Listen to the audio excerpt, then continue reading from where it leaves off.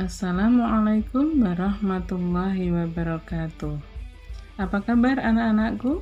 Semoga kalian hari ini sehat walafiat, dapat lindungan dari Allah Subhanahu wa Ta'ala, sehingga pagi ini kalian bisa dengan serius untuk belajar.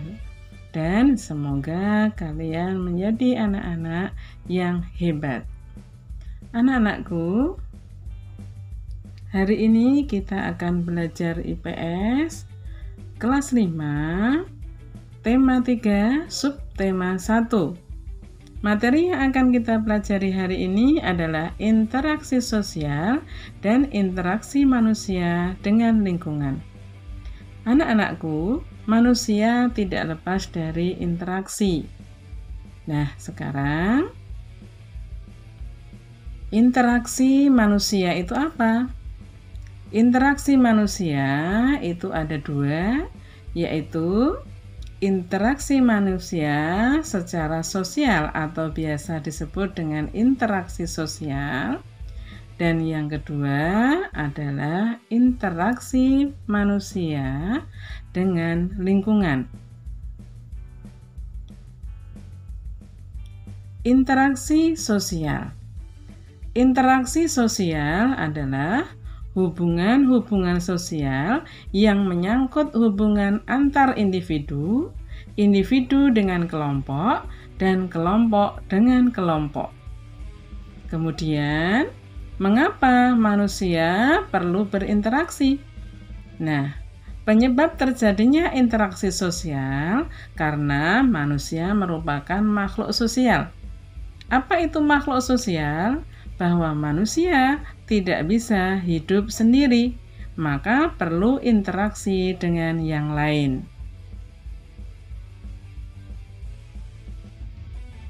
Syarat interaksi sosial ada hubungan dan komunikasi. Maka jika tidak ada hubungan dan komunikasi, itu bukan disebut dengan interaksi sosial. Nah, karena kemajuan teknologi dalam berkomunikasi tidak harus bertemu, bisa melalui telepon, email, atau surat.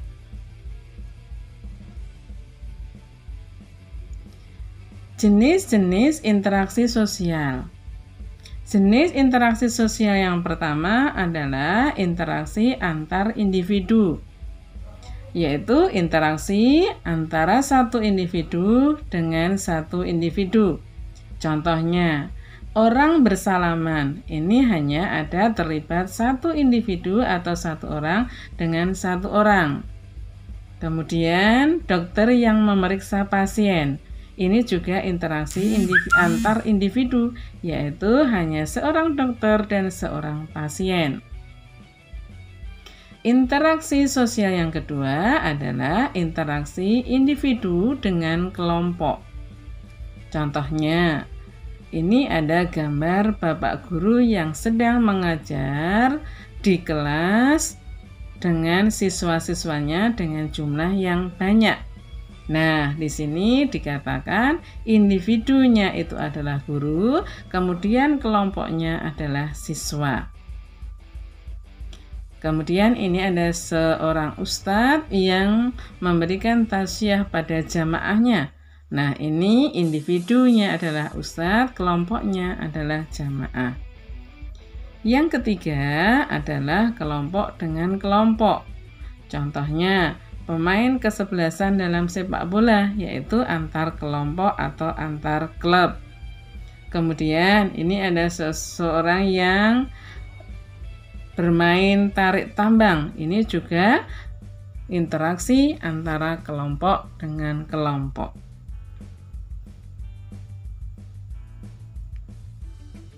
Nah, sekarang interaksi yang kedua adalah interaksi manusia dengan lingkungan. Interaksi manusia dengan lingkungan ini adalah interaksi antara atau proses berinteraksi saling mempengaruhi antara satu dengan yang lain, yaitu proses mempengaruhi antara manusia dengan lingkungan. interaksi manusia dengan lingkungan alam.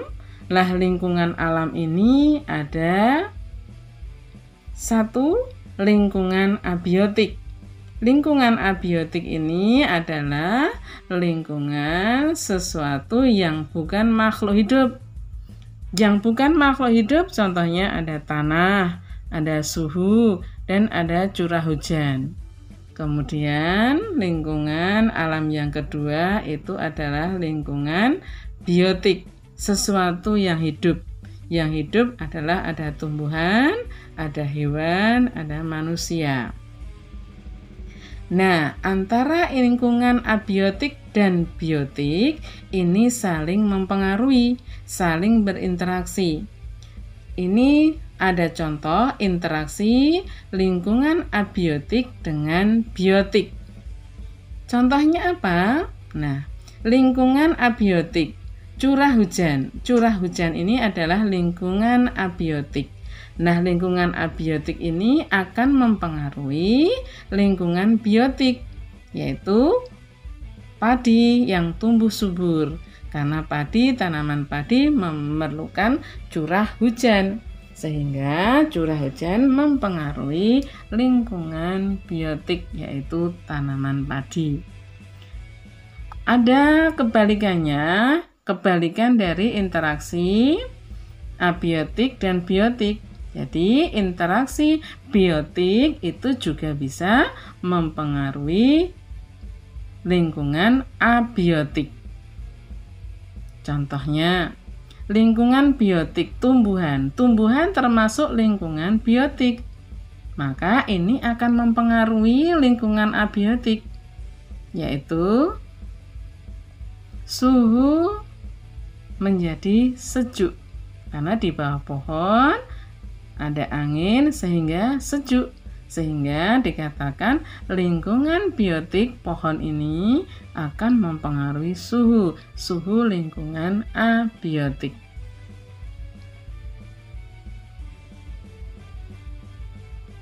Nah, sekarang interaksi manusia dan alam dikelompokkan menjadi dua, yaitu interaksi manusia menyesuaikan diri dengan alam. Contohnya apa? Nah, manusia waktu menanam padi menyesuaikan musim penghujan. Nah, di sini interaksi manusia menyesuaikan dengan keadaan alam. Nah, nelayan akan berlayar, ini juga menyesuaikan cuaca yang baik. Nah, ini adalah bahwa manusia berinteraksi dengan menyesuaikan diri dengan alam. Yang kedua adalah interaksi manusia mendominasi alam. Contohnya apa? Nah, karena ada kekeringan atau karena musim kemarau, tidak ada hujan, maka di sini manusia membuat hujan buatan. Sehingga di sini dikatakan bahwa manusia mendominasi alam. Nah, anak-anakku, sekian dari Bu Us pelajaran hari ini, dengan harapan semoga kalian lebih paham, lebih mengerti, dan bermanfaat tentunya. Terima kasih anak-anakku yang hebat, yang luar biasa, masih tetap kalian belajar dari rumah dan jaga kesehatan. Kalian pasti bisa dan pasti kalian sukses. Terima kasih. Assalamualaikum warahmatullahi wabarakatuh.